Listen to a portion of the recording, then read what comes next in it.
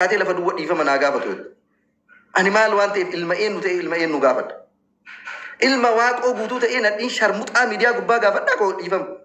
Ani ilma leenjisoo diigaa ta'ee kaleessa Oromummaaf si waliin dhaabadhee ati har'a gaddatti yoo galte har'a gaddatti galte anallee ilma gandaa yoo nagooti anatu dhafee dhiifama si gaafata. Almoota attaardeenyi inti akkasa morma irraa murtee nan qaltu.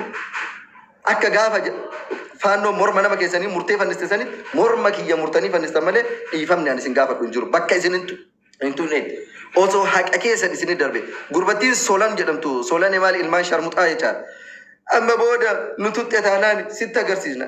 Yennaati qimsus eedaa saayyoo hudduu kee keessa dhaqee agarsiise olaantummaa kan kee yoo barbaadde. Anarratti agarsiisuu hin dandeettu olaantummaa kan kee.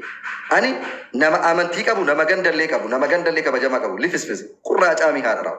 Waggaa afur dura bosona seente ana ka waggaa 140 dura abbaan kiyya leenjisoo diigaa eeboodhaan nafxanyaa waliin yeroo torban ole qawwee na barsiisuu hin dandeettu littaas faraarraa nyaatu jedhe. Na sodaachisuu hin dandeettu waan akkanaati. Maal waan taataniif nama sodaachistan isin? እናንተ ምንድን ናችሁ?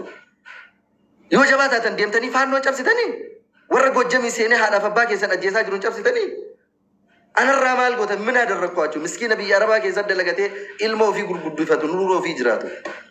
دالتشان نوربسي جتي رفتي هوي من التربسيتا زفت من مالتنو قوتهم ما برد برتي الرب سودامتي وسوق في بيتني هاتي مناتية قوتهم تنتلا مجاتي هاتي إسينا ما ولقاتي أبان إسينا ما إلو أباب وراتي هذا أفبان إنتلا مجاتي أنا المسيك كوماندوتي أنا الرئيس نتعانتي أنا الرئيس نتعانتي إسي الرب سوجتشون إسي تكيسو جتشون وفتكيسو جتشون إسينيفي Osoo ijoolleen arsii arrabsite itti dhufte malee mucattiin tun irraan dhalan.